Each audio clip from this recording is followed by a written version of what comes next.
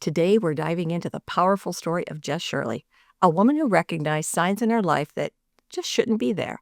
After 21 years of marriage and 2 children, Jess went on a healing journey. As tensions rose in her life, these broken pieces from her past were showing up in her relationships, and deep down, she knew something had to change. What she didn't know was that these challenges were the beginning of an incredible healing journey, one that would lead her to confront her pain, rebuild her foundation, and discover peace in a whole new way. Her story is one of courage and resilience and transformation. I can't wait for you to hear her.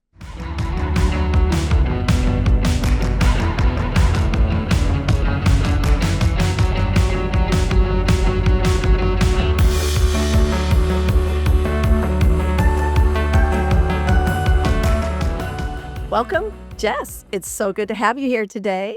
And we're just excited to hear about the transformative story of your life.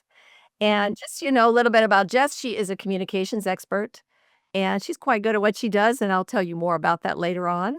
But I want to give Jess an opportunity to introduce herself to us and give a little background on her story and what prompted her journey for healing. Sure. Thanks for having me, Robin. It's great to be on your podcast. And I'm excited to share this journey with all of you that are listening because it has been a profound journey. So I would say back in 2021, I hit a point where I was just hitting blocks and walls in my mind where I just noticed I was living in constant anxiety and stress, and there was a point I remember picking up a dear friend from the airport. Her name was Renee Lougheed, and I picked her up and she was so alive and refreshed and excited to be living life. And I thought, I feel like I'm living the opposite of her right now. I feel like I'm barely making it. I'm just surviving. And what is she doing? Is she real? I actually thought that. Is she real? And it made me really long for something more at that point. And so our family actually moved in 2023. We were in Eugene, Oregon. We moved to Spokane, Washington in the summer of 2023. And that exposed some serious cracks in the foundation of our marriage. I really noticed the oppositional spirit I had against my husband, where he would say, "How about this?" And I would just say, "No." And I started to realize, I think I've done this for the last 21 years in our marriage. And so by the time we moved to Spokane, the tension in the air was so palpable that people that were helping us move could feel it. And I just realized when we got to Spokane, I thought, something's got to change. This is just not a good space that we are in. And even started to see, I'd seen my patterns in the past, but I didn't know how to get out of them. I felt really stuck. I was in a very controlling pattern, especially with my kids, which I learned in this journey is a false belief I had, that I thought I had to control everything or something bad would happen. And that included my children. And so I wanted to control all their health and what they did. Is that healthy? And it really just created more of an existence versus a connection in our home for both my marriage and for with my kids as well.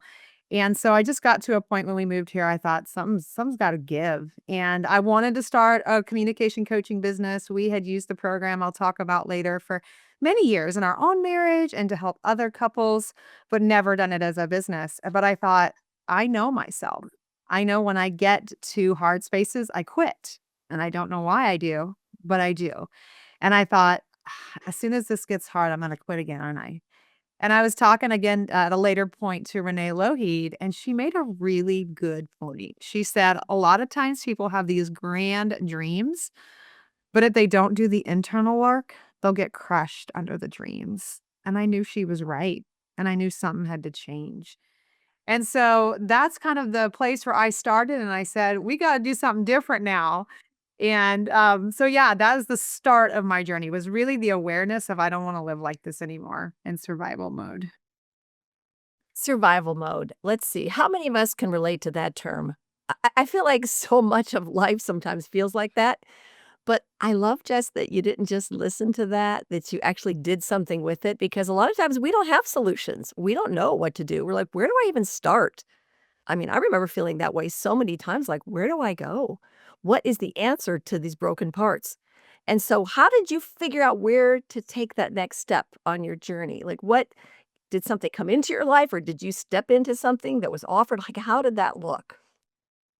So when I was chatting with Renee at Lougheed, she was actually a coach in a Live Your Vision and they do a program called a Mastermind, which is a year-long program. And she had heard where I was at. She'd seen where I was at when I picked her up about a year before at the airport. And she kept saying, I really think that this could help you. And so I started to kind of chew on it and say, something's gotta change. And so just began to listen to her story of transformation and realized, I think this is the path for me. And that was the beginning of my transformational journey. I started a mastermind class in the fall of 2023, and it was interesting, hard, incredible, fun, awkward. It was all these things that were bubbling up within because a lot of the stuff that I was learning was butting up against all my belief systems. And I got to a point about 2 to 3 months in, I thought, okay, there's a lot of stuff coming up right now. I think I need to put a little extra alongside doing Live Your Vision. And so then I started doing intensive therapy alongside Live Your Vision, and things got real. All those limiting beliefs, my counselor was outstanding. She helped me to see them, to walk through them, to understand them. I think I cried more in the last year and a half than I have in my previous 40 years of life because I was processing all the traumas that came up. And it was challenging, and there was points I wanted to quit multiple times, but I kept thinking, "I want freedom from this. I don't wanna live in this stuck space anymore where I quit when it gets hard and I'm controlling everybody, I'm surviving." And so I just kept taking the steps, and those 2 in combination were the secret sauce, I guess you could say, that God had planned for me to really work through things to live a life that is free and that I truly love. Wow, it feels so good to hear you sound so free because the things you're talking about, not uncommon to women, the sense of control, the sense of angst, anxiety, something's wrong, like wanting to just control our world, our children, our husband, our everything around us, and knowing that we can't, but we still try to do it. And we know there's something at the core that is nagging us. And I love that you dug deep. And it is painful. It's a painful journey, but isn't it more painful to stay stuck and just do the same thing again and again? Like, how many years did you do that versus the healing that's taken place now, the refreshment that you get? Oh, so free. So tell me, get flip back to your marriage. Like, how has it impacted your marriage in your day-to-day life? How is your interaction with your husband different now? Oh my goodness, it's night and day with him and with my kids. I would say because the control piece is gone, it's actually gone, that I can step in and just enjoy people. I'm not thinking, "Oh my gosh, are they doing the right thing? Are they making sure they're being healthy? Are they making right choices?" I can say, "Huh, how's that going for you?" And just kind of be curious on their choices or just love them or just connect them. I don't have to control them because I never really could in the first place. But I can just step in freely and just enjoy my family. I think that's what I missed out on, and I actually had to grieve that my dad's choices so my dad abandoned me when I was 6, didn't show back up till I was 16, and I really that impact of that and the way I was living in those belief systems, I don't think I enjoyed life because I was so focused on surviving that I wasn't living. And now when I'm in connection with my husband and son who live here or my daughter who's off at college, I can just talk and have fun. I can just hear them. I can hear what they're saying. I can hear their hearts. And I don't have to be thinking in the back of my mind, oh, maybe I should tell them this, or maybe they should do that, or maybe I should mention versus I just like to enjoy my family. So it's night and day. And my both of my kids have said, Mom, you're not the same person in a really good way. We went to Costco at one point. We're shopping when she was home for a break, and I was throwing all sorts of stuff in the cart. And I was a drastic health nut prior to my healing. And she looked at me and she goes, "Who are you?" In a good way. Oh, but it was so good. What do you think freed you up from feeling like you had to do it perfectly? Like you were throwing all the, some edible things that aren't gonna kill you, but you can enjoy them. Like, what switched in your mind to make you feel like it's okay to be normal? Mm. I would say a lot of processing pain, honestly. A lot of understanding what my subconscious was running in the belief systems. And so it was a lot of understanding what the belief systems were, maybe even if there was vows I made internally that I was living by. And even at one point, my counselor goes, "You use anxiety like a drug.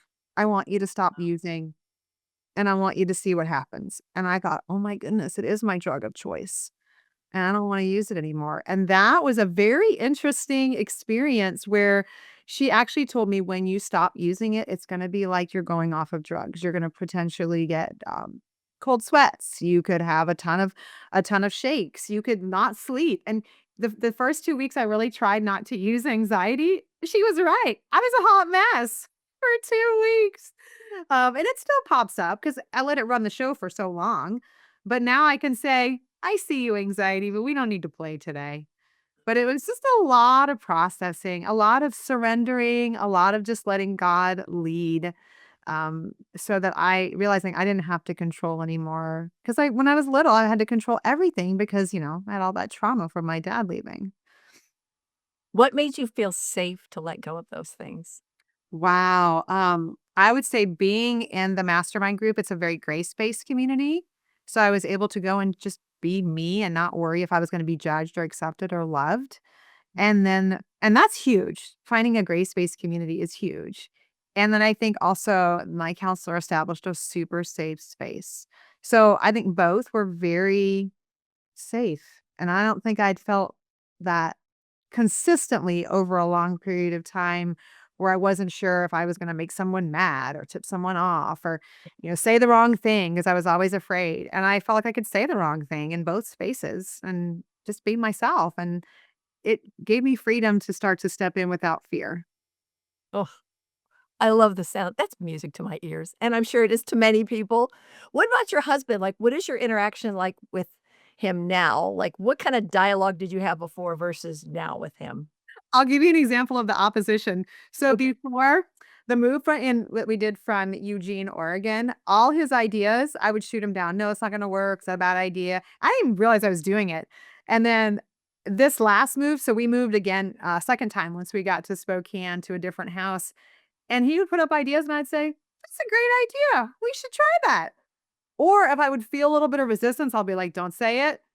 Just let it roll. It's a good idea. We're a team." And I remember talking to my son and I said, "Hey, I've taught you really well how to oppose your dad, but Mhm. on this move, we're gonna be a team and we're gonna work together and we're gonna all put ideas forth and we're not gonna shoot each other's ideas down." And it was like a different family moving. It was such an encouraging, joyful, like, who winter moves joyful. It was a joyful move, and it was just this amazing difference of, "Huh, wow, we can live life to the full even in a move." Wonderful.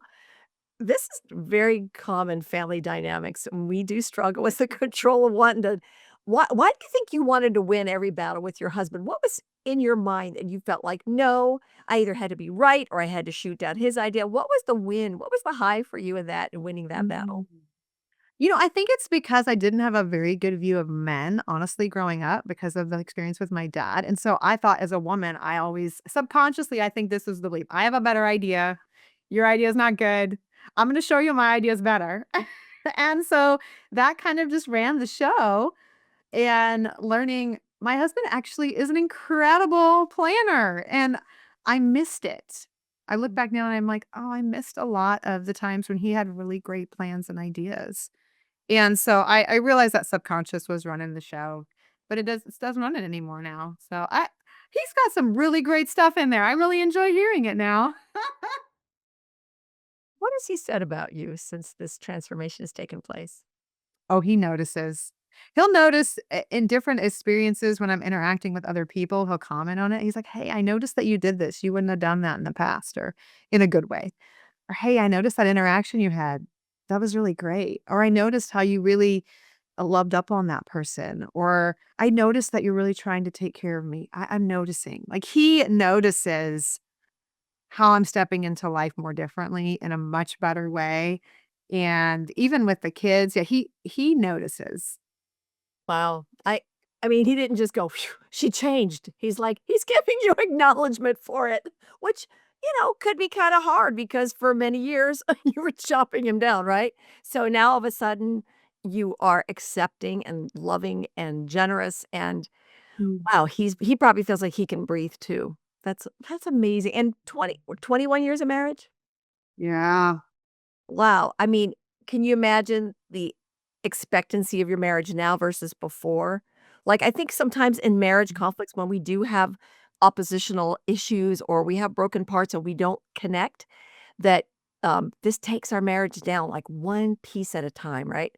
Chips away at it. And the kids move out. And we fall apart because we don't have a relationship because we've been so busy cutting down the other person. So Jess, you've saved your marriage and you've saved your family, and I love that you did this in time, really in time, it wasn't too late, and I think that gives me hope, and I hope it gives other people hope to think about that, like, "Okay, I've been this way all my life, I'm not gonna try and change now." No, it still has value. You can change those broken parts after so many years of marriage and so many years of feeling this way. You can change your mind, you can change your patterns, and you can change your attitude and your words, right? Because what's going on in here is just coming out every day. Oh, yes. All the time. Well, what's been your biggest joy and victory now in your transformation? Oh, that's such a good question. I would say a lot of times I'll do something and I'll look and I'll say, "Did you just do that?" I marvel at like my brain and how it thinks now. I marvel at how I'm so much more attuned to people and myself, where I can step into a situation with someone and just be totally engaged with them and thoughts of, I need to take care of this, or I need to do that, or I need to make sure I'm over there managing that versus I am just here and present. I think being present is probably my biggest joy. I feel very present Mm. with people and with myself and with God. And that, man, deep breath, whew, it feels good. That sounds like peace. It is peace. Yes. Stuff on your forehead. Jess is now peaceful. It And does feel like that. what Yeah. about your view of yourself? Okay, I know that you've worked a lot on that because, when you're critical of everyone around you, you're also very self-critical. So, how has your internal dialogue changed about yourself? So I think one, because I worked through all the negative beliefs in therapy, but in mastermind, what I did was I worked through the good. I Mhm. poured in a lot of good. I learned my strengths, which funny point on my strengths, when I first learned them, I hated them. I told my coach, I said, I hate these. There's nothing productive, effective, or efficient in any of them. They're all relational. What are they good for? And so it took me about 3 months to start to work through and say, these are good. And I remember my coach saying something. She goes, just, I don't know if you realize this, but you're a relational powerhouse. God Mm. has made you that way for a very specific reason. And over time, I've seen it.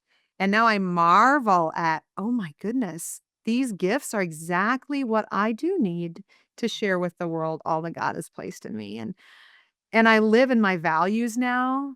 I have what's called rules for optimal living, and so I have these set times when I stop at the end of the day where I used to burn the candle all the way till 9 o'clock. I'm doing laundry, I'm doing all these things, and finally I said, "I'm stopping at 7.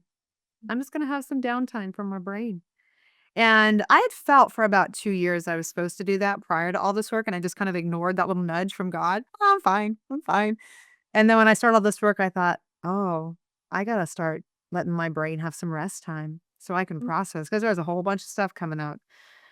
And so, yeah, I would say I see myself as I was supposed to see myself in a really beautiful way that I've got incredible strengths and talents that are meant to go out and help change the world in really good ways. And the mental fitness, is has made my brain very calm, but very sharp where I can look and see things clearer, I can see myself clearer, and when one of those little negative beliefs pops in, because they still like to try and visit, it's like unruly puppies, but I'm like, "Ah, I see you. No, we're not gonna talk." Don't engage in that dialogue. Right? Shut the door on him. Yes. It's a grenade. Don't pull the string. Don't pull the pin. Jess, what advice do you have for women who are feeling like you were feeling? You're stuck, you're in these negative patterns, you're feeling contentious with your children, your husband, and you're like, "Okay, I gotta break out of this," but you don't know where to go. Where would you send them? What would you suggest for them? I think I would say the first thing is to have grace with yourself. Because I think as women, we just don't give ourselves grace. We're really good at being the judge of ourselves and not so good often at being the student and being curious. And to give yourself time to start to write out, what are you feeling? Where are you at? Are you running on fumes? Give yourself some time to journal and process and ask yourself, do I have trauma in my past? Do I need to address it? Do I need to seek therapy? I think that would be the first step is give yourself some time to have grace and breathe and really start to assess what's going on inside of you. So, and then obviously, I do believe that the mastermind was a beautiful piece I put in tandem with the therapy. And so I would suggest if that's something that interested you as we were talking, just check it out. It took me a while to chew on it, but I will say that in tandem with the therapy was exactly what I needed. I was digging up the follow ground of the beliefs and I was pouring in the good with the mastermind. That's great advice, Jess, because, if we see the cracks in our life, we know something's wrong, but a lot of times we just have a lot of fear. We're like, "I don't wanna touch that. I'm afraid of an earthquake. I'm afraid of something just erupting, a volcano possibly that I can't cope with." And that's where I love where you discern the difference between, "Okay, if I've got a lot of trauma, maybe I should dig deep and get the therapy, get that help." And like we talked about with the mastermind, it does offer you steps to help change and transform your life. And I know that Renee had talked about a lot of trauma in her childhood, and she worked through steps in her life to help get her a whole new mindset. And that's one of the areas that both Jess and I work in is helping women in a mastermind program to have a different view of yourself, value who you are, align yourself with your own values, get clarity on your life, and get rid of that wrong thinking, that unhealthy thinking that I know for me, I've been doing that for so many years, and I had to break those patterns in myself as well. Jess and I both work in the mastermind program as well now as coaches because we felt like so much help that we got in it. So we felt like we want to help other women overcome those things. And one of the things that we do is these vision talks that help you dig deep and go, okay, what am I really imagining for my life? And what's keeping me from accomplishing it? I was trying to write a book for 25 years. I could not get anywhere in my life. I had so many things I wanted to do, and I felt like I finally had the breakthrough to do the things I really love doing. That's even the reason I'm here today is because I had the breakthrough to get here, to be on this podcast, to bring these things to you because I did the work in me and Jess did the work in her, and I love it. Jess, you're such a great example of someone who went through the pain of doing the work, and isn't it a lot more painful to stay in that place than it is to get out, to do the work, to get out? So it's exciting to see the fruit of your life, Jess. It's a powerful tool for other women. And I love your advice too, is really start doing some internal work and do the work, whatever it takes, do it Yeah. because it sets you free. And we don't want to spend the rest of our days frustrated, trying to control the world around us because we have those broken parts that we haven't addressed. And those are just symptoms of the problem, right? It's so much deeper. And like Jess had owned about her childhood abandonment, those are sometimes, those are triggers for our life. It sets us off on a course. And many of us have had things in our childhood that has set us off on a course of feeling like we need to control the world and everyone around us. Yeah. And it is uncomfortable to say the least and uncomfortable for people around you. And Jess, I have to say, being around you this last year as we've known each other, you're one of the most pleasant, engaging people I know. Like anybody can get along with Jess. Like she is so you are so present. I'm glad you said that about yourself because that's exactly how I feel about you. Your listening skills are over the top, and it really lines up with what you do. Jess has another business that she does. I want you to tell us about that, Jess, because it's so lined up with who you are. Sure. So I teach a character based communication program called Life Languages. And it's based on the concept that there's 7 languages and we can all speak all 7, but we generally operate in a top 2 or 3. And if we can learn our languages and how we communicate and then learn all 7 and how others communicate, we can really learn the art of communication that brings about true connection and understanding. And I have watched it change marriages in beautiful ways. I've watched it help parents with their kids, helping churches with their ministries. I have seen it really have powerful impact in my marriage, in my parenting, and for so many others. Yeah, I wanted to hear a little bit, just briefly, about your marriage, how it impacted your marriage. What you just Oh, the life languages. That's the life like Yes. So my husband and I do not share any of the same top languages, so we are night and day. But what it allows me to do is when my husband's speaking is I can hear his languages and then I can communicate back in his languages. And the same goes for me is that we understand, oh, I can hear there's filter questions for each language and other pieces, but then we can hear each other and understand one another because we are so opposite. We don't even share hobbies. And we are so opposite.